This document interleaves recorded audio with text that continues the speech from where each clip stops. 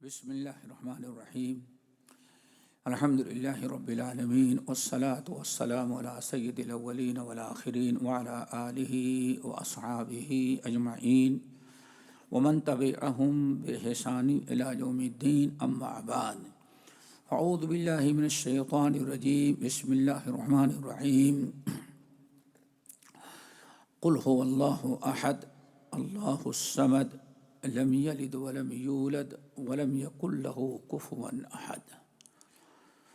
محترم حضرات، دینی بھائیوں، دوستوں، اسلامی ماں اور بہنوں، نوجوان ساتھیوں، اللہ رب العالمین کا فضل و کرم، اس کا احسان ہے کہ اس نے آج ہمیں اور آپ سب کو اپنے گھر میں بیٹھ کر کچھ دینی باتیں کرنے اور کہنے سننے کا موقع عطا کیا۔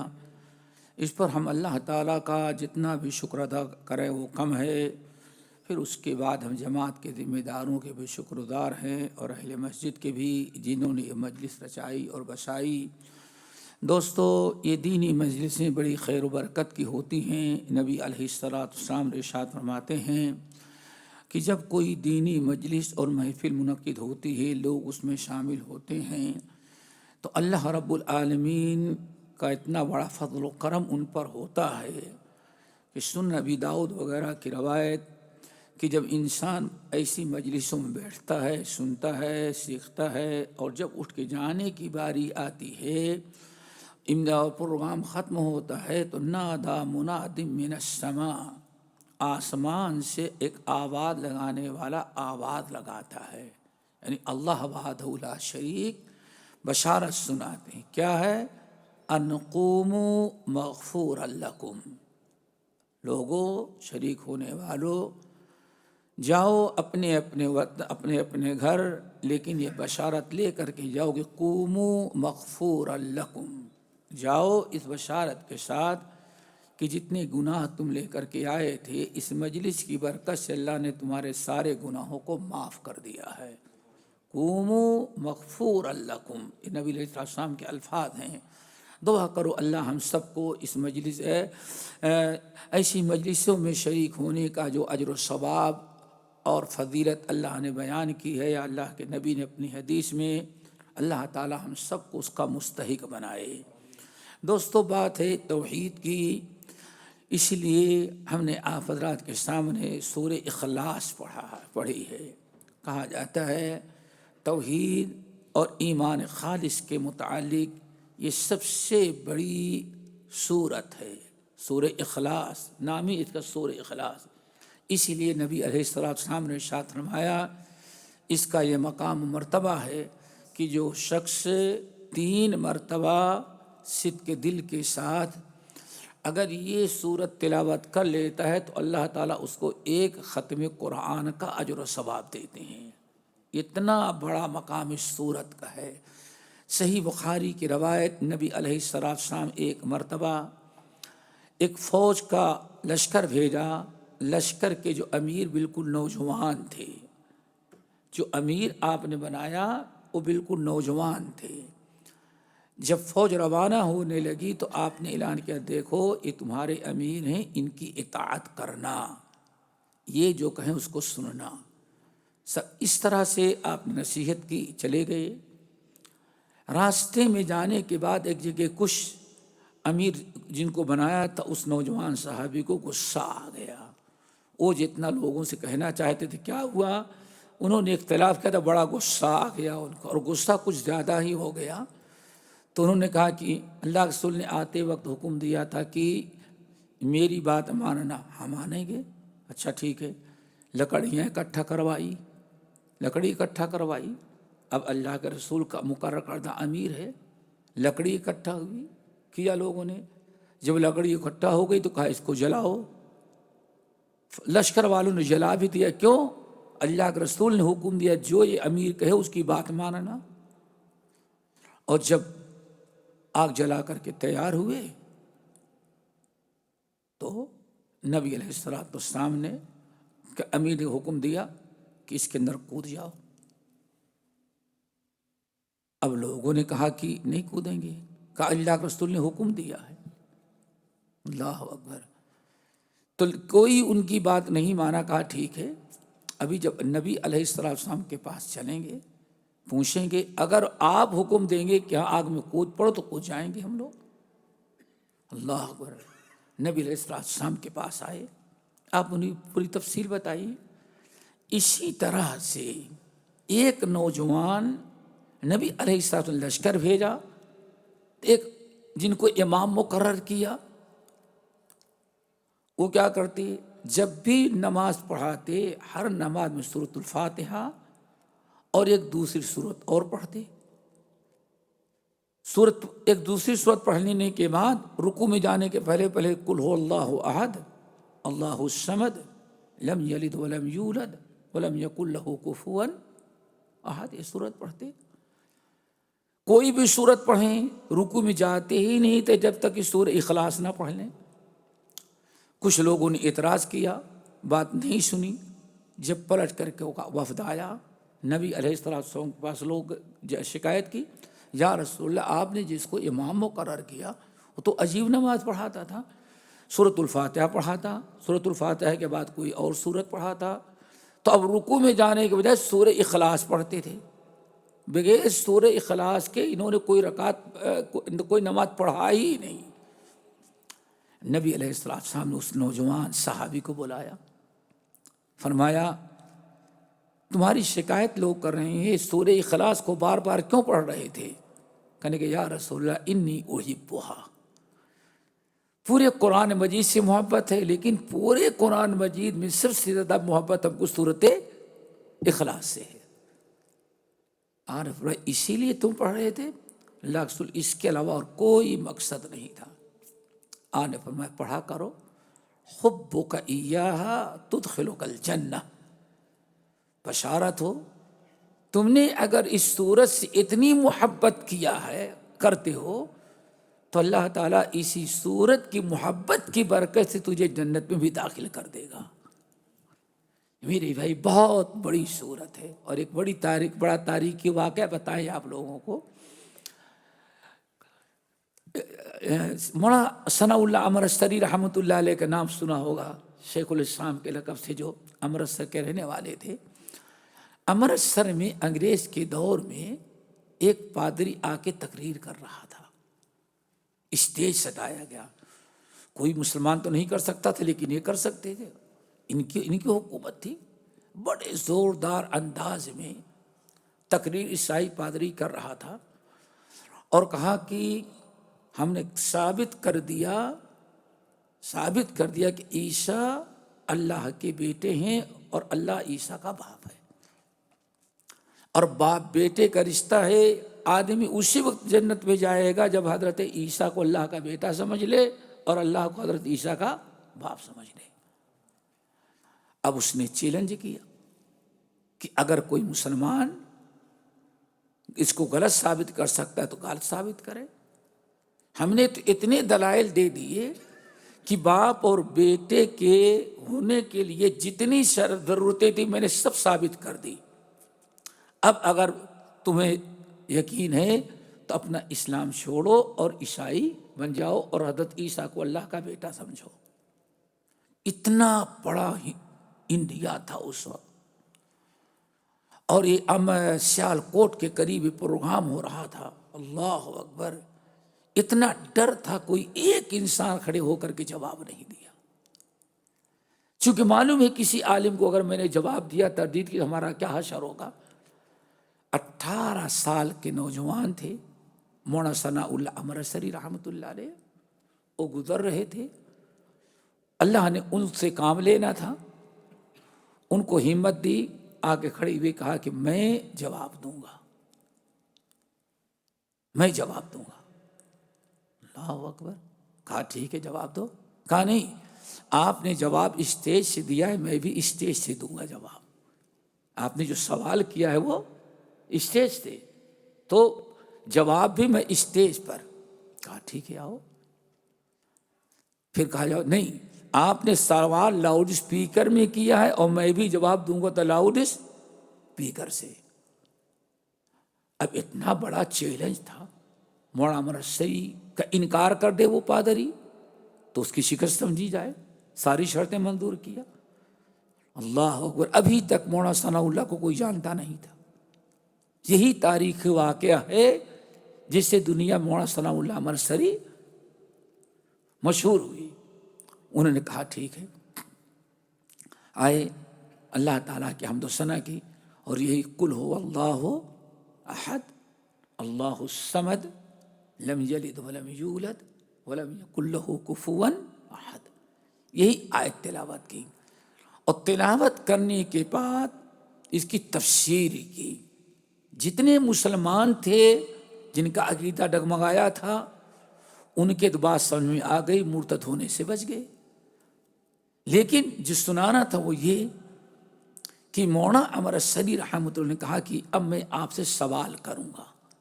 سوال بڑا دلچسپ تھا۔ کیا سوال کریں گے؟ آپ نے کہا کہ ہم نے عیسیٰ کو بیٹا ثابت کرنے کے لیے اللہ کا جتنی ضرورت ہوتی ہے باپ بیٹے کے لیے اتنے ثبوت دے دیے، ٹھیک ہے۔ ہم آپ سے پوچھتے ہیں، آپ بتائیں کہ حضرت عیسیٰ علیہ السلام کی شادی ہوئی تھی تو مہر کتنا مقرر ہوا تھا؟ اللہ تعالیٰ جب کسی، کہا جاتا ہے ہر فرعون را موسیٰ باشد، جب کہیں کوئی فرعون اسلام کا دشمن پیدا ہوتا ہے تو اللہ اس کا سر کچلنے کے لیے موسیٰ پیدا کر دیتے ہیں۔ اتنا بڑا انڈیا اس وقت کا، ساری علماء کانپ رہے ہیں۔ اگر کھڑا ہوا تو مولانا ثناء اللہ امرتسری سے اللہ تعالیٰ کام ہے، کہا کہ حضرت آپ یہ بتائیں کہ آپ کہتے ہیں کہ ہم نے ثابت کرے، پہلے ہم بتائیں آخر عیسیٰ علیہ السلام سے اللہ نے شادی کیا، اللہ مریم سے جب شادی ہوئی تبھی جب عیسیٰ پیدا ہوئے نا تمہارے کہنے کے مطابق، تو آپ یہ بتائیں کہ اس وقت نکاح پڑھانے والا قاضی کون تھا؟ اب دائیں بائیں ڈھونڈتا ہے، ثابت کر کیا کرے وہ؟ پھر کہا یہ بتائیں کہ آخر نکاح جو پڑھایا گیا تھا گواہ کون تھے؟ یہ بھی خاموش۔ اچھا بتائیں کہ پارٹی میں ولیمے میں کتنے لوگ تھے؟ ہر جواب ایسا، سوال ایسا کیوں لاجواب ہو جائے؟ پریشان ہو گیا، اور جتنے مسلمان تھے وہ جوش میں آ گئے۔ اب کسی سوال کا جواب نہیں دے پا رہا ہے۔ آخر میں کہا آؤ ہم جواب دیتے ہیں۔ اللہ اکبر۔ شیخ الاسلام مولانا امرتسری نے کہا اب میں جواب دیتا ہوں کہ عیسیٰ اور اللہ کا کیا رشتہ ہے۔ قل هو اللہ احد اللہ الصمد لم یلد ولم یولد، نہ اس سے کوئی پیدا ہوا، اس کا بیٹا بیٹی ہے، اور نہ اس کا کوئی ماں اور باپ ہے، ولم یکن لہ کفوا احد۔ اللہ اکبر۔ یہ سا تھا کہ جب وہ بھگا ہے کہتے دوبارہ وہ شخص ہندوستان میں نظر نہیں آیا۔ تو دوستو یہ بڑی عجیب سے صورت ہے، اسی کو اس کا نام ہے سورت اخلاص۔ جو آپ حضرات سے کہنا تھا وہ یہ بڑی اہم چیز دوستو کہ اللہ رب العالمین توحید تو دیا ہے، ایمان دیا، یہ اللہ تعالیٰ کا بہت بڑا کرم ہے۔ اور نبی علیہ السلام سے جب پوچھا گیا یا رسول اللہ ای الاعمال افضل، آپ بتائیں سب سے بڑا عمل کیا ہوتا ہے؟ تو وہاں نے فرمایا ایمان باللہ، ایمان باللہ، توحید سے بڑا کوئی عمل نہیں ہے۔ لیکن اس توحید پر دوستو، توحید مل جانا آسان ہے، مشکل ہے توحید پر قائم رہنا مرتے دم تک۔ یہ سب سے بڑی چیز ہے۔ ایمان، الحمدللہ مسلمان گھر میں پیدا ہوئے، ماں بھی مسلمان، باپ بھی مسلمان، اسلامی نام عقیقہ ہوا، سب کچھ ہوا ہے الحمدللہ۔ مسئلہ یہ کہ اس پر قائم رہنا، توحید کی حفاظت کرنا، ایمان کو محفوظ رکھنا، اور ایمان پر قائم رہنا، شرک سے، بدعات سے، نفاق سے بچانا، یہ سب سے بڑی نیکی یہ ہے۔ اسی لیے اندازہ لگائیں، اللہ کے رسول نے فرمایا لا تشرک باللہ وَإِن قُتِلْتَ أَوْ حُرِّقْتَ۔ سوال کرنے والے معاذ بن جبل ہیں، اتنے بڑے صحابی۔ اوصنی یا رسول اللہ، یا رسول اللہ آپ کچھ وصیت کریں۔ آپ نے فرمایا لا تشرک باللہ، خبردار ایمان مل جانے کے بعد کبھی شرک نہیں کرنا. وَإِن قُتِلْتَ أَوْ حُرِّقْتَ، اگر اس توحید پر قائم رہنے کے لیے تمہیں کاٹ کاٹ کر کے بوٹیاں بوٹیاں بن جانا، لیکن توحید چھوڑ کر کے شرک نہیں کرنا.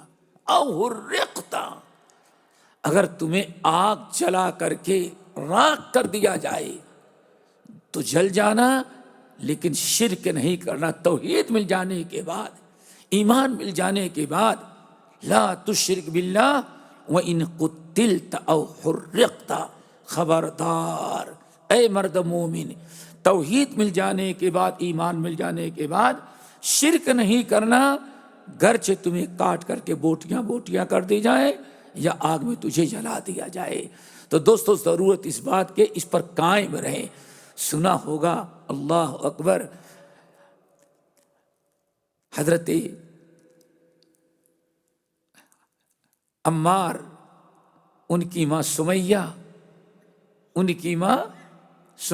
کے باپ یاسر، یہ تین باپ بیٹے مدینے مکے میں سب سے پہلی فیملی جو مسلمان ہوئی ہے، سب پورے گھر والوں کے ساتھ یہ حضرت عمار، ان کے باپ یاسر اور ان کی ماں سمیہ. ایک دن نبی علیہ السلام گزرے، راستہ پکڑ کے جا رہے تھے تو دیکھا کہ ان تینوں کو باندھ کر کے ہاتھ پیر زمین پر لٹا کر کے ابو جہل اور اس کے جو حالی موالی جو گنڈے پار رکھا تھا مسلمانوں کو ستانے کے لیے، ایک طرف سے مار رہے ہیں سب کو. کبھی ایسا بھی کرتے کہ حضرت سمیہ کو ایسے زمین پر لٹا دیتے تھے اور ان کے دونوں ہاتھوں میں رسی اور پیر میں رسی باندھ دیتے تھے، پیر میں بھی اور ہاتھ میں بھی. اور دو اونٹ لائے جاتے، ایک اونٹ کا رخ ادھر اور دوسرا ادھر.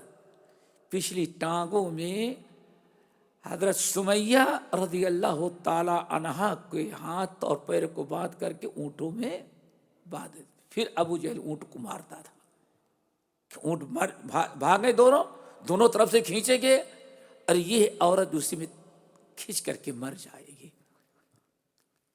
ایمان کی تھی، بہت ستا رہے تھے تینوں کو روڈ پر، ایسے مکے کے پتھریلی زمین پر. حضرت سمیہ، عمار نوجوان، یاسر ان کے بیٹے، کفار ابو جہل، سب لوگ مل کر کے مار رہے ہیں. اتفاقاً کسی کام سے نبی علیہ السلام کا ادھر سے گزر ہوا، لیکن کچھ نہیں کر سکتے تھے سوائے دعا کے. وہ حالات ایسے تھے، اپنی آنکھوں سے دیکھا، لیکن حضرت یاسر، عمار، سمیہ یہ تینوں برداشت نہ کر سکے. انہوں نے بس، یا رسول اللہ کچھ تو کیجئے، اب کم سے کم دعا تو کر دیں. اللہ اکبر، اتنی مصیبت مکی زندگی میں آپ نے ایک بات فرمایا، دعا کرو اسی کی توفیق ہم سب کو مل جائے. آپ نے فرمایا، کھڑے ہو گئے، کچھ کر تو نہیں سکتے، نہ ابو جہل کچھ بول سکتے تھے، سوائے صبر کے کوئی راستہ نہیں تھا. آپ نے فرمایا، اصبروا یا آل یاسر فإن موعدکم الجنہ. اے آل یاسر، یعنی یاسر، ان کی بیوی سمیہ اور ان کے بیٹے عمار، تم ایمان لا چکے ہو، اس توحید کو باقی رکھنے کے لیے کتنا بھی ستائے صبر کرو، لیکن اتنی بشارت ہم دے دیتے ہیں، فإن موعدکم الجنہ، تم تینوں کا ٹھکانہ جنت میں اللہ نے بنا دیا ہے. بس اتنا سننے کے بعد پھر کبھی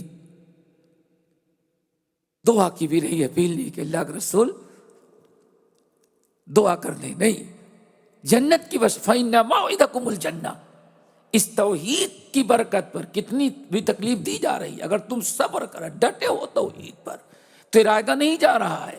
موعدکم الجنہ، تم تینوں کا ٹھکانہ اللہ نے جنت بنا دیا ہے. پھر مقام و مرتبہ ذرا دیکھیں. ایک دن آپ نے ارشاد فرمایا، لوگوں، ساری دنیا کے آدم کے زمانے سے لے کر کے ترمذی کی حدیث، آدم علیہ السلام کے زمانے سے لے کر کے آج تک جتنے اہل ایمان دنیا میں گزرے ہیں، انبیاء صالحین، سب جنت کے مشتاق ہیں۔ کس کے مشتاق ہیں؟ جنت کے۔ لیکن یہ عمار نوجوان تمہارا ساتھی ہے، جنت اس کے لیے مشتاق ہے۔ جنت ایسی بے قرار ہے کہ یہ ہے، دو صحابی اور ہیں، یہ تینوں کم مریں گے کہ آ کر کے ہمیں آباد کریں۔ یہ اونچا مقام ہوتا ہے توحید پر قائم رہنے اور توحید کی حفاظت کرنے کی، اس سے بڑی دولت کائنات میں کوئی ہو ہی نہیں سکتی۔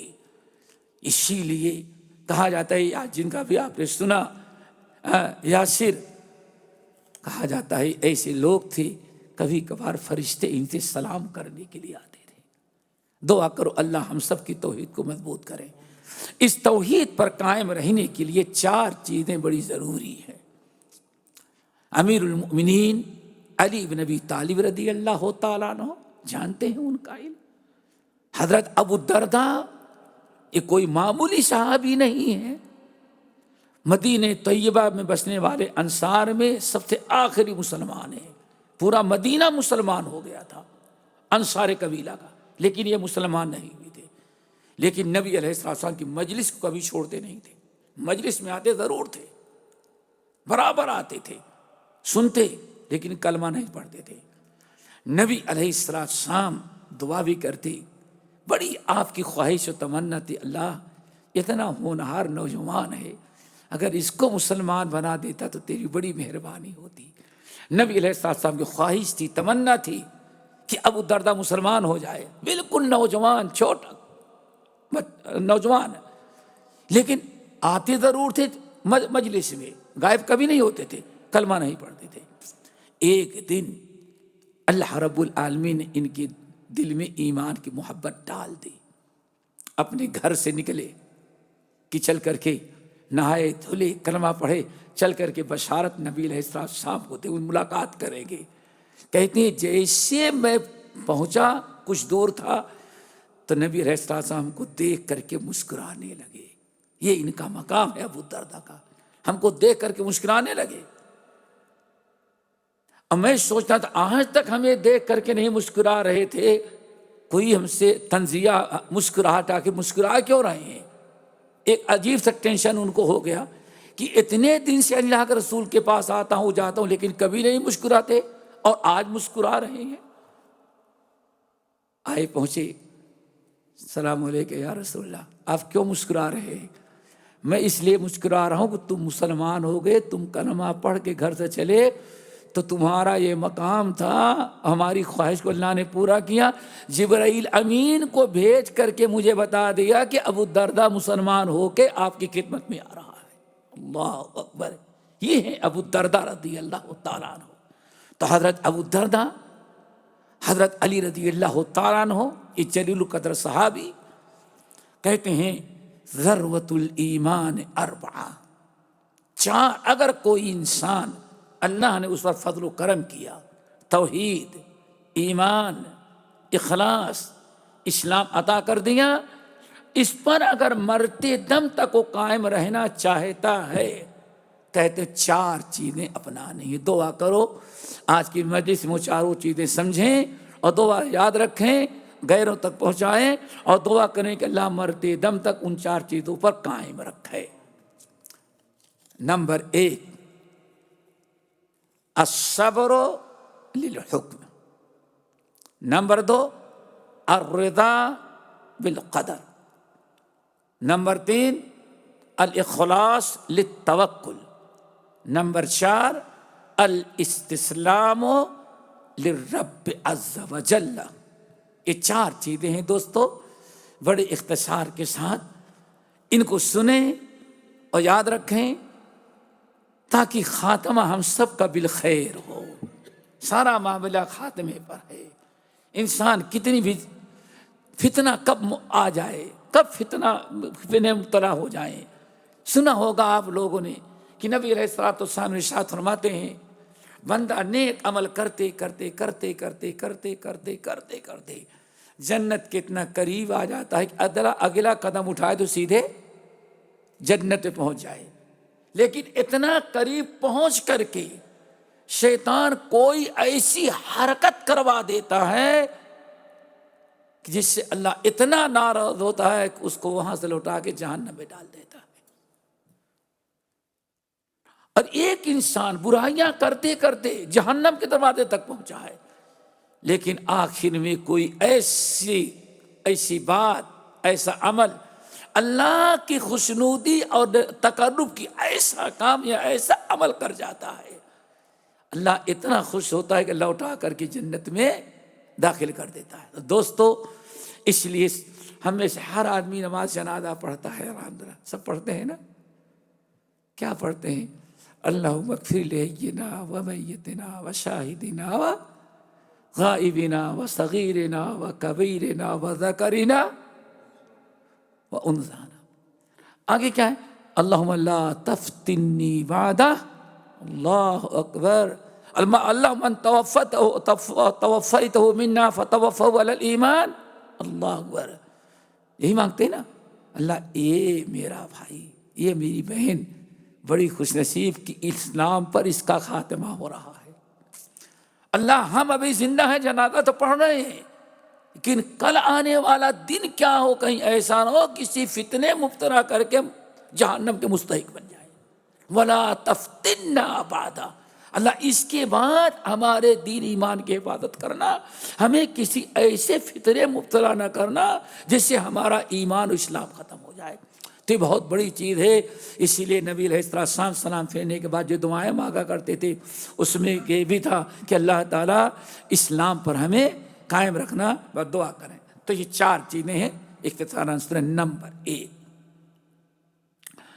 اگر ہم چاہتے ہیں خاتمہ بالخیر ہو، اور یہی چیز حضرت علی نے بھی کہا رضی اللہ تعالیٰ عنہ نے فرمایا ہے، تو الصبر للحکم، الصبر للحکم، اللہ کا جو حکم ہو، اللہ کا جو حکم ہو اس پر ہم صبر کریں۔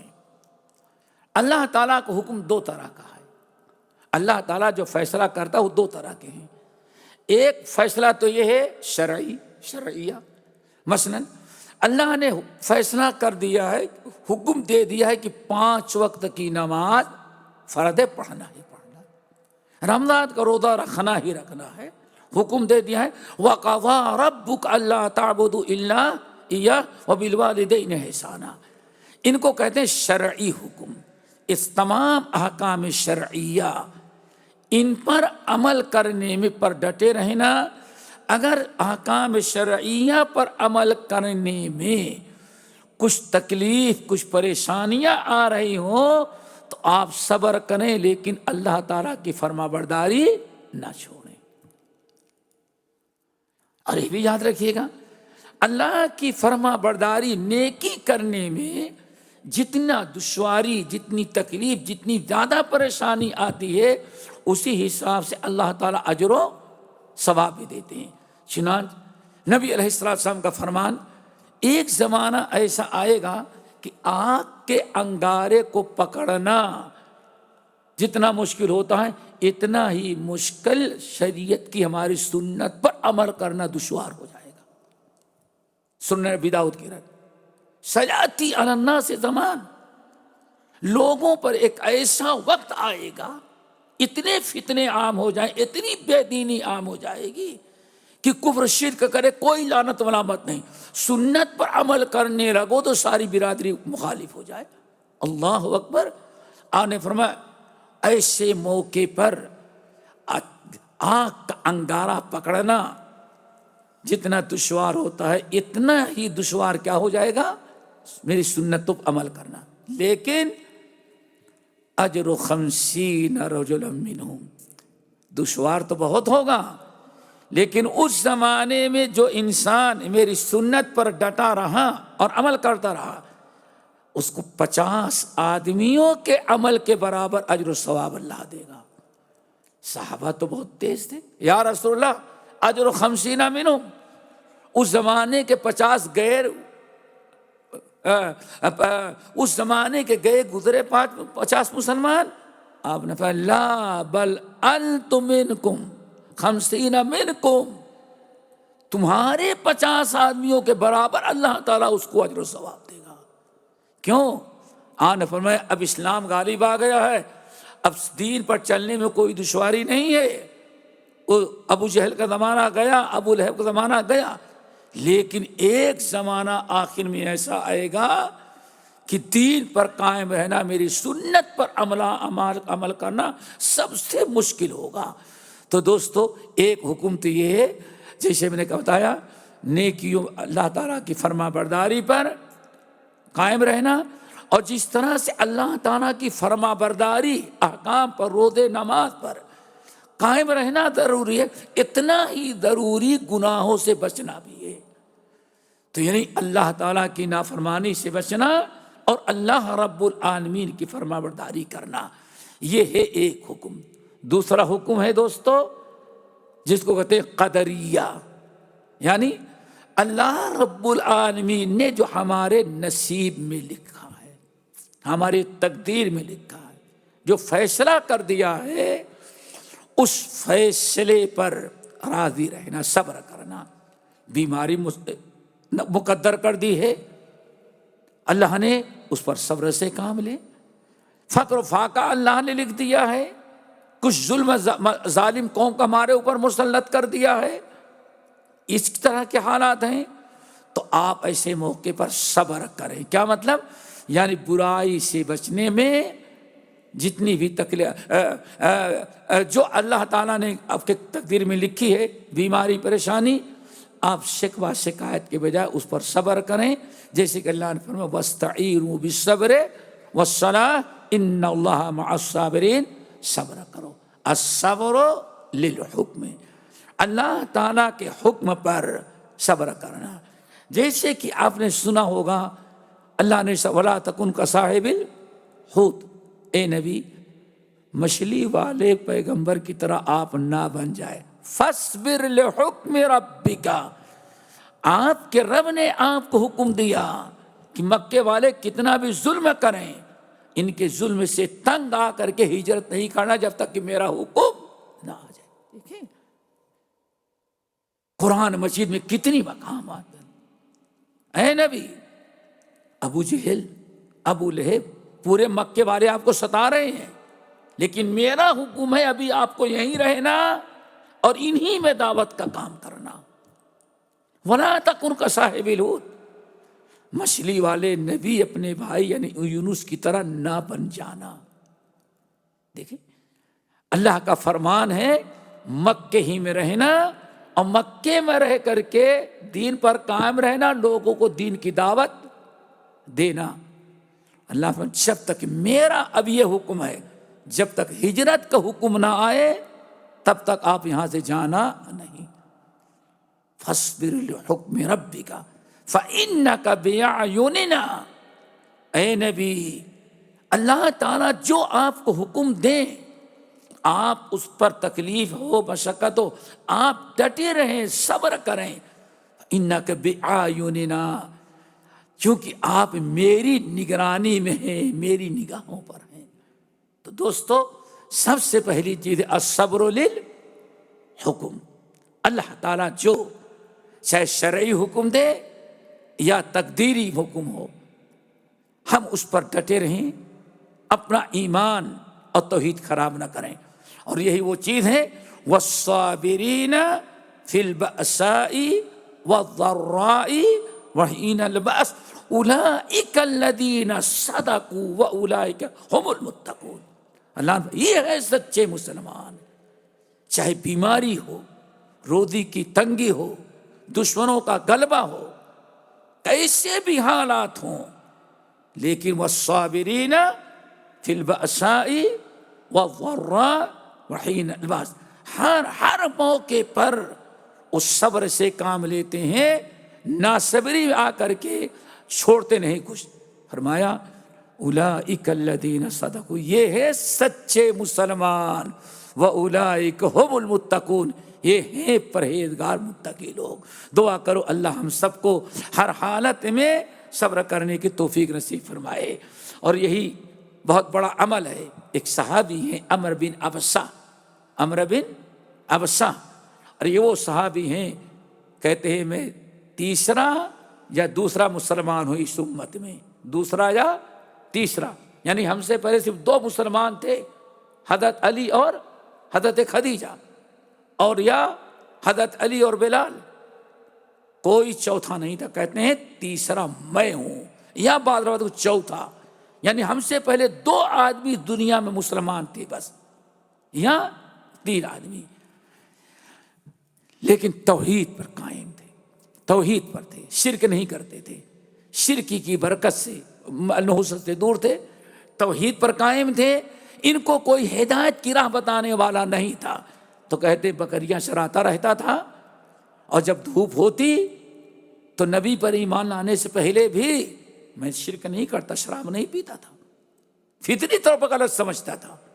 کہتے ہیں توحید پر قائم تھا، تو رب کا کرم یہ ہوتا تھا کہ بکریاں ہم 10-20 نوجوان اکٹھے ہو کر پہاڑیوں پر اور جنگلوں میں بکریاں چراتے تھے، اور جب کڑاکے کی دھوپ ہوتی تو ایک بادل آتا، ہم جہاں جہاں جاتے بادل ہمارے سر پر سایہ کیے رہتا تھا. اللہ تعالیٰ کی یہ کرم، کہتے ہیں توحید کی برکت یہ تھی کہ ہم جہاں جاتے ہمارے سر کے اوپر بادل رہتا. نبی علیہ السلام کے پاس آئے، پتہ چلا مدینے مکے میں کوئی نبی پیدا ہوئے ہیں، آئے اللہ رسول سے ملاقات کی بڑی مشکلوں کے بعد، تو انہوں نے یہی پوچھا یا رسول اللہ مل ایمان. یہی حدیث سننے کے لائق ہے. تقریباً 12-13 سوال تھے اور 12-13 جواب اللہ کے رسول کے ہیں. ان میں ایک یہ تھا یا رسول اللہ مل ایمان، ذرا بتائیں ایمان کیا ہے. اللہ اکبر. آن فرمائے الصبر، سارا ایمان کس میں ہے؟ اللہ اکبر. اور آج مسلمانوں میں یہی ختم ہو گیا، اور صبر بزدلی کہا جاتا ہے. آپ نے فرمایا الصبر الایمان. ارے سب سے بڑا ایمان تو ہے کہ آدمی میں صبر آ جائے. دعا کرو اللہ تعالی ہم کو سب کو صبر عطا کرے. اور معلوم ہے صبر کا معاملہ ان اللہ صابر. نمبر 2 الرضا بالقدر، تقدیر پر ایمان راضی رہنا. جو کچھ اللہ نے نصیب میں لکھا ہے، بیماری، اولاد، جو کچھ اللہ نے نصیب میں لکھا ہے، روزی روٹی، آپ اس پر کیا کریں؟ خوش رہیں. نبی علیہ السلام فرمایا وَارْضَ بِمَا قَسَمَ اللَّهُ لَكَ. اے ابو ہریرہ وَارْضَ بِمَا قَسَمَ اللَّهُ لَكَ، اللہ نے تیرے نصیب میں جو کچھ لکھ دیا، کوشش کیا حلال طریقے سے، بھاگ دوڑ کی، سارے اسباب اپنائے، سارے اسباب اپنا لینے کے بعد بھی جتنا تو چاہتا اتنا نہیں ملا، تو وَارْضَ بِمَا قَسَمَ اللَّهُ لَكَ، اللہ نے تیرے نصیب میں جتنا لکھا اس پر تو خوش رہے. اگر تم نے کر لیا تو اغنى الناس، اللہ تعالیٰ سب سے بڑا بے نیاز اور سکون عطا کر دے گا تجھ کو. صبر میرے تقدیر پر. اسی لیے کسی نے کہا راضی بقضا ہو تو الہی کا مدح دیکھ، دنیا ہی میں بیٹھے جنت کی مدح دیکھ. دوستو یہ اگر ہم تقدیر پر ایمان رکھیں تو یہی ہے سورہ تغابن کی آیت وَمَن يُؤْمِن بِاللَّهِ يَهْدِ قَلْبَهُ. جو شخص تقدیر پر ایمان رکھ لیتا، یقین رکھتا ہے، یہدی قلبہ، پھر مرتے دم تک اللہ تعالیٰ اس کے دل کو ضلالت پر نہیں ڈالتا، مرتے دم تک اللہ تعالیٰ اس کو ہدایت دیتے ہیں، دین پر قائم رکھتے ہیں. اسی لیے ابن الدیلمی کہتے ہیں، بڑے عجیب سی روایت ہے. ابن الدیلمی کہتے ہیں ایک مرتبہ تقدیر کے مسئلے میں مجھے کچھ ڈاؤٹ ہوا، کچھ ہوا کہ ارے یہ سب کیا تقدیر، کہتے ہیں ڈاؤٹ ہوا. تو میں نے سوچا کہ علماء سے پوچھے، یہی بڑی خوبی تھی. کہتے ہیں سب سے پہلے میں سید القراء ابی بن کعب رضی اللہ تعالیٰ عنہ کے پاس گیا، جو سید القراء ہے. میں نے کہا کہ یا سید القراء، ہمیں تقدیر کے مسئلے میں کچھ شکوک و شبہات ڈاؤٹ ہو گیا ہے، تو آپ بتائیں ہمیں کچھ تاکہ انہیں اطمینان ہو۔ کہتے ہیں بس انہوں نے کہا سنو، یہ احد پہاڑ دیکھ رہے ہو نا؟ کہا ہاں نظر آ رہا ہے۔ اب تو بڑی بڑی بلڈنگیں بن گئی، ہم مدینہ یونیورسٹی گئے تو مسجد نبوی میں پلٹ گئے تو پورا احد پہاڑ نظر آتا تھا۔ اب بڑے بڑی بلڈنگیں چھو گیا، نظر آ رہا تھا۔ کہا اتنا دیکھو احد پہاڑ نظر آ رہا ہے؟ کہا کہ ہاں۔ کہا اللہ کی قسم، اگر اللہ پوری دنیا کو موت دے دے تو اللہ کو ظالم نہیں کہہ سکتے۔ کیوں؟ سب اس کی ملکیت ہے، مالک اپنے ملکیت میں جو چاہے کرے۔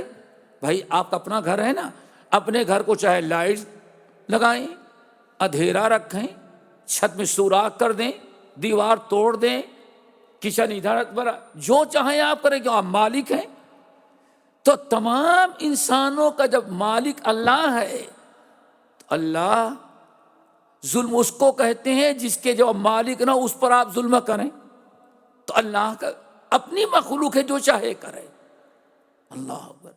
نمبر 2 سن لے، یہ احد پہاڑ آنکھ کھول کر کے دیکھ لے، اتنا بڑا۔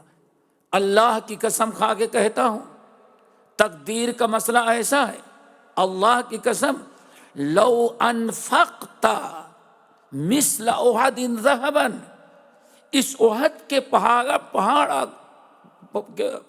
احد پہاڑ کے برابر اگر سونا بھی تو صدقہ کر دے تو اللہ اتنا صدقہ نہیں قبول کرے گا تا تؤمن بالقدر، جب تک کہ تقدیر پر ایمان و یقین نہ رکھے تو۔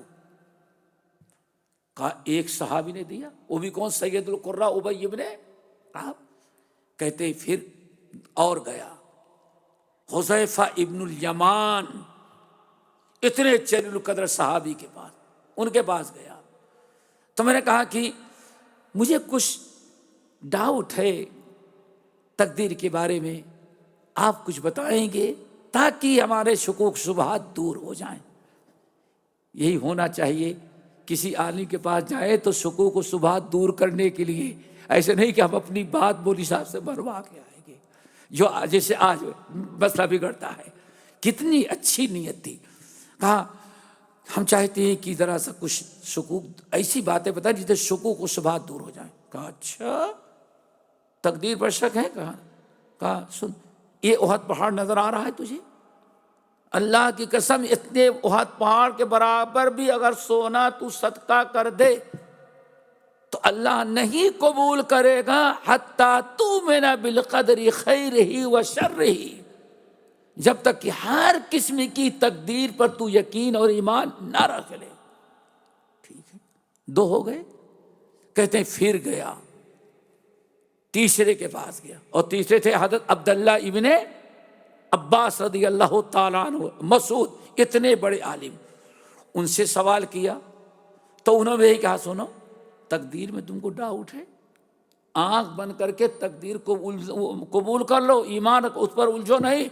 اللہ کی قسم یہ احد پہاڑ دیکھو اتنا بڑا ہے، لو انفقت مثل احد ذهبا، اگر احد پہاڑ کے برابر سونا صدقہ کر جائے تو لا يقبل اللہ حتیٰ تؤمن بالقدر خیرہ و شرہ، تو اللہ قبول نہیں کرے گا جب تک کہ تقدیر پر ایمان نہ ہو۔ کتنے ہو گئے بیٹے؟ 3۔ ابھی اور آگے بڑھے۔ اب کہاں گئے؟ کاتب وحی حضرت زید بن ثابت رضی اللہ تعالیٰ عنہ کے بعد، اور یہ نہیں بتاتے کہ ہم فلاں سے پوچھ چکے ہیں، کہتے چوتھے کے پاس گئے، زید بن ثابت کے پاس۔ زید بن ثابت نے کہا سنا؟ کہا اچھا تم کو ڈاؤٹ ہے؟ اے احد پہاڑ دیکھ لے، اللہ کی قسم احد پہاڑ دیکھ لے، اس احد پہاڑ کے برابر اگر سونا صدقہ کر جائے تو تیرا صدقہ قبول نہیں ہوگا جب تک کہ تقدیر پر ایمان نہ رکھے۔ 4 ہو گئے۔ اب چاروں کے پاس کہتے ہیں، اب چاروں سے پوچھا، چاروں نے ایک ہی جواب دیا، یقین کامل پیدا ہوگا کہ پھر زندگی میں کبھی اللہ نے شک دل میں نہیں پیدا کیا۔ یہیں سے ایک چیز اور کیا خیال ہے، چاروں صحابی تھے نا، سب اہل حدیث ہی تھے نا۔ لوگ کہتے ہیں اہل حدیثوں پہ اختلاف بہت ہوتا ہے، اہل حدیثوں سے بڑا اتفاق کس میں ہوتا ہے؟ کرسی کے لیے تو لڑتے ہوں گے، کرسی کے تو جھگڑا کرتے ہوں گے، لیکن مسائل میں کبھی ان کا جھگڑا، سب سے زیادہ اتفاق کائنات میں مسئلے مسائل میں اگر ہوتا ہے تو اہل الحدیث کا ہوتا ہے۔ ہو سکتا ہے کسی جزئی میں اختلاف ہو، ورنہ نہیں الحمدللہ۔ ہاں کچھ کبھی سیاسی یا کچھ اور اختلاف ہو جائے، دیکھیں چاروں کے پاس گئے، چاروں نے ایک ہی جواب دیا اور سننے والے کو یقین کامل آ گیا۔ تو دوستو یہ تقدیر، ہر قسم کی تقدیر پر ایمان، الرضا بالقدر۔ نمبر 3 الاخلاص للتوکل۔ توحید کا ایک بہت بڑا ذریعہ ہے یا رکن سمجھیں، توکل علی اللہ ہے دوستو، اللہ تعالیٰ کی ذات پر توکل کرنا۔ آپ دنیا کے سارے اسباب اپنائیں، بلا اسباب کے توکل نہیں۔ دیکھیں نبی علیہ السلام کائنات میں سب سے بڑے ایمان والے تھے اور سب سے بڑے توکل اور توحید والے تھے، لیکن جب ہجرت کرنے لگے تو آپ نے رات کو اعلان کر کے نہیں گئے، میں کون، ہم اللہ تعالیٰ کی ذات پر توکل کرتے، جس کو روکنا ہو روک لے۔ نہیں، ذرا سوچیں، اپنے بستر پر حضرت علی کو سنا دیا تاکہ کافروں کو پتہ نہ چلے کہ ہاں محمد نکل گئے، لا حول ولا قوت۔ صبح ہوئی، سب پنجے کے بل کھڑے ہوتے، کیا بات ہے محمد اتنی دیر تک سوتے نہیں تھے، آج اتنی لمبی نیند سو رہے۔ دیکھا نا، مقصد یہ تھا کہ یہاں کفار مکہ یہاں دیکھتے ہوئے پھنس جائیں گے، ہاں سوئے ہم تو نکل جائیں گے۔ دیکھا، پھر گئے، جانا تھا مکے کی طرف، راستہ پکڑا یمن کا، کیوں کفار مکہ اگر ڈھونڈے کس راستے پر؟ مکے پر، اور آپ کہاں کدھر راستہ پکڑے؟ پھر اس سے بڑی چیز رات کا وقت ہے، اور اس سے بڑی چیز یہ، ذرا غور کریں، حضرت ابو بکر صدیق کہتے ہیں کوشش کرتے ہم لوگ پنجوں کے بل چلنے کے۔ پرانے زمانے میں چور پکڑا جاتا تھا تو کسی نشانوں کے ذریعے۔ اللہ اکبر، ذرا سوچو، توکل کر رہے ہیں آپ، لیکن سارے اسباب کو اپنا لینے کے بعد آپ نے بلا لیا کسی کو پاکستان سے، بیچارہ آئے محنت مزدوری کرے، کہا دن بھر سویا پڑا ہوا ہے، آپ کے یہاں بیٹھا کھا رہا ہے، جب اللہ تعالیٰ کو منظور ہوگا تو نوکری دے دے گا، ہمیں ڈھونڈنے کی کیا ضرورت ہے؟ ایسے 50 ملتے ہیں؟ نہیں دوستو، توکل یہ نہیں ہے، توکل ہے اسباب کو پورے پورے اپنائیں۔ اچھا، پھر لاکھ رسول صدیق اکبر تے اللہ میرے یہ انگوٹھے کے ناخن کٹ گئے تھے، لہو لہان ہو گئے تھے، کہتے میں زیادہ رکھتا تھا تاکہ پنجہ نہ پڑے ہمارا، اور نبی علیہ السلام کے قدموں پر رکھ دیتا تھا، لہو لہان ہو گئے تھے زخمی۔ پھر گئے آپ غار کے اندر چلے گئے، یہ سارے اسباب تھے، جب سارے اسباب اپنا کر کے آپ غار میں چھپ گئے، جب کفار مکہ وہاں پہنچ گئے، ابو بکر پریشان، اللہ رسول اب تو کوئی بچنے کا چانس نہیں۔ اللہ تعالیٰ نے کیا فرمایا؟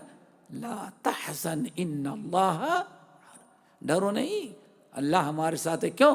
ہم نے ساری تدبیریں انسانی دشمنوں سے بچنے کی کر لی ہے، اب اللہ تعالیٰ کے ذات پر توکل ہے۔ تو دوستو یہ وَمَن يَتَوَکَّلْ عَلَى اللَّهِ فَهُوَ حَسْبُهُ، یہ توکل کرنا چاہیے۔ توکل سارے اسباب کو اپنا لینے کے بعد جو کچھ ہیں، آپ اب آئندہ اگلا قدم اللہ تعالیٰ کی ذات پر توکل کریں۔ اگر کہیں کام کرنا ہے، کسی کمپنی میں جانا ہے، آپ دوڑ دھوپ کریں، کوشش کریں، جتنے بھی جائز طریقے اپنا لیں، پھر اس کے بعد جو کچھ ہم کر سکتے تھے کیے، اب اس کے بعد اللہ توکل تو اللہ، تو اللہ رب العالمین کی وَمَن توکل کرنا، وَمَن يَتَوَكَّلْ عَلَى اللَّهِ فَهُوَ حَسْبُهُ۔ تو دوستو اللہ تعالیٰ توکل میں شرک نہیں ہونا چاہیے۔ ابراہیم علیہ السلام کہا جاتا ہے جب آگ میں ڈالے جانے لگے تو چاروں طرف سے کیا ہوئے، تو فرشتہ بھی آتا ہے، اگر آپ اجازت دیں تو ہم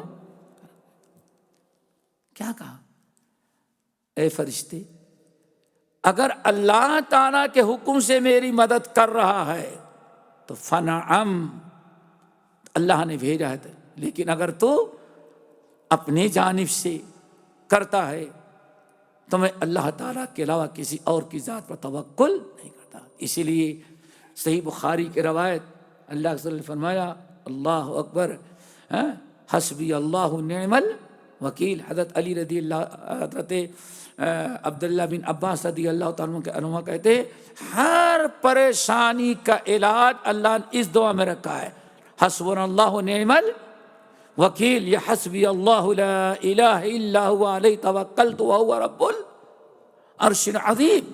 یہ بہترین دعا، اس کے بڑے فضائل ہیں۔ تو دوستو یہ کیوں؟ اس کے ذریعے انسان اللہ تعالیٰ کے توکل کا اعلان کرتا ہے۔ اور ایک مطلب یہ بھی ہے، اسی لیے سنا ہوگا لا حول ولا قوت، کتنی فضیلت ہے بیٹے، اللہ کتنی فضیلت ہے۔ ان فضیلتوں میں ایک یہ بھی ہے کہ اللہ تعالیٰ نے جنت کے خزانے میں سے جو خزانہ پیارے نبی کو دنیا میں دے کر کے بھیجا، امام احمد بن حنبل کی روایت مسند احمد میں اس میں کیا ہے، لا حول ولا قوت الا باللہ۔ اللہ سے فرمایا یا ابا ذر،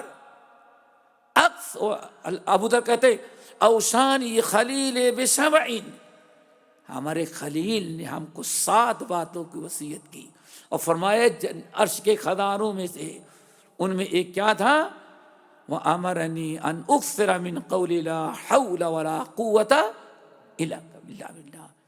یہ توکل ہے، اس میں لا حول ولا قوت الا باللہ۔ تو دوستو توکل ہونا چاہیے، اور توکل میں اخلاص، والاخلاص فی التوکل، توکل میں اخلاص ہو، ذرہ برابر غیر اللہ کی ملاوٹ نہیں ہونی چاہیے۔ اگر آپ توکل کریں گے، لا یحب المتوکلین، توکل کرنے والوں سے اللہ بڑی محبت کرتا ہے۔ جس ذات سے اللہ محبت کرے اس کو کب کفر و شرک میں جانے دے گا؟ اللہ تعالیٰ مرتے دم تک اس کو ایمان پر قائم رکھے۔ کیوں؟ توکل کی برکت سے اللہ نے اس کو اپنا محبوب بنایا ہے۔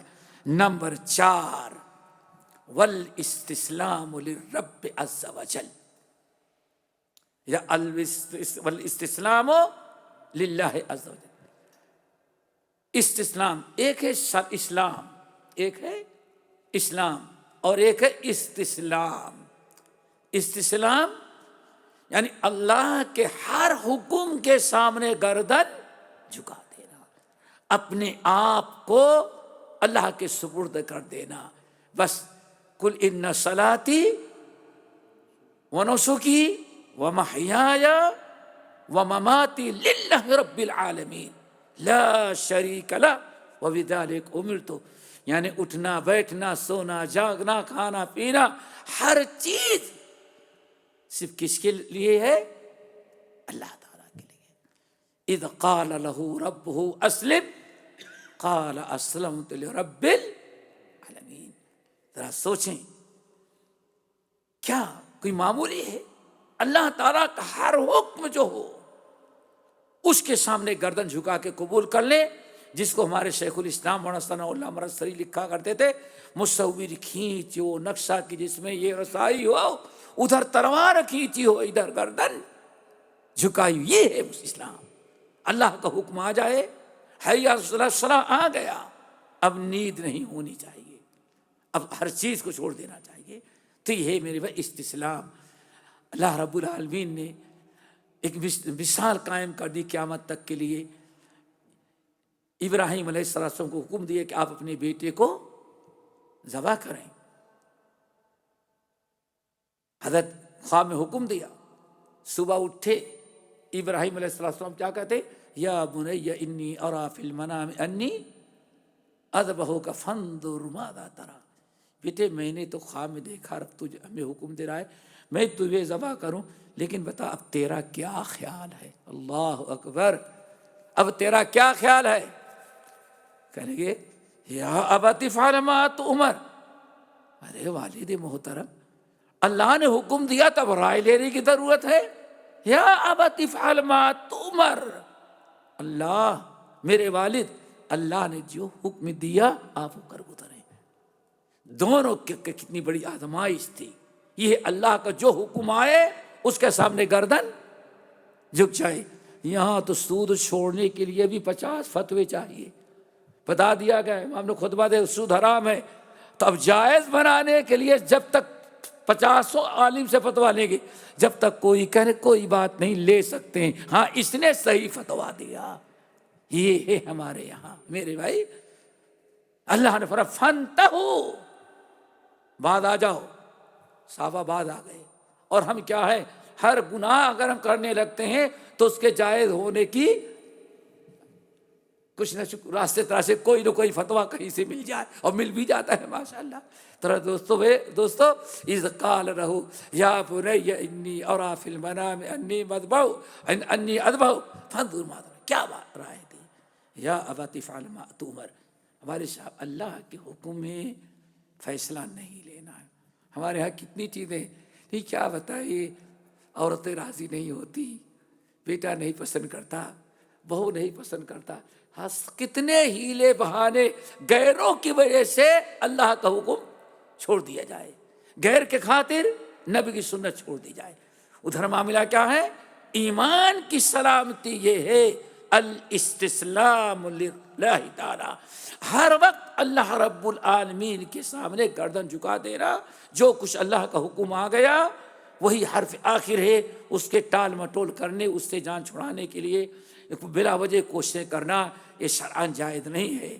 اسی لیے میرے بھائیو، اذ قال رہو ربہ اسلم قال اسلمت لرب العالمین فلما اسلم، جب باپ بیٹے کو اللہ نے حکم دیا بیٹے کو ذبح ہونے کے لیے اور باپ کو ذبح کرنے کے لیے، جب دونوں تیار ہو گئے، فلما اسلم وتلہ للجبین، ابراہیم علیہ السلام ایک روٹی بیٹے کو ذبح کرنے کے لیے پیشانی کے بل زمین پر لٹایا۔ جب ذبح کرنے کے لیے ابراہیم تیار ہوئے اور بیٹا ذبح ہونے کے لیے، تو اللہ نے فرمایا بس قد صدقت الرؤیا، دونوں کا امتحان لے رہے تھے میرے کتنے فرما بردار ہو، دونوں پاس ہو گئے، کامیاب ہو گئے۔ تو ہے میرے بھائیو رب کے حکم کے سامنے گردن جھکا دینا۔ جب یہ 4 چیزیں ہم اپنے اندر پیدا کر لیں تو ان چاروں نصوص پر غور کریں گے تو انشاءاللہ مرتے دم تک اللہ ہمارے دین ایمان کی حفاظت کرے گا، اور انشاءاللہ خاتمہ بالخیر ہوگا۔ توفنی مسلما والحقنی بالصالحین، کوئی معمولی چیز تھی؟ کتنی نعمتیں اللہ نے دیا تھا۔ یوسف علیہ السلام کو کنویں سے زندہ نکالا، بادشاہ کے گھر میں رکھا، جیل میں گئے وہاں سے نکالتے ہی بادشاہت کی کرسی عطا کر دی، رسول اور نبی بنایا۔ اتنی نعمتیں مل جانے کے بعد یوسف کیا کہتے ہیں؟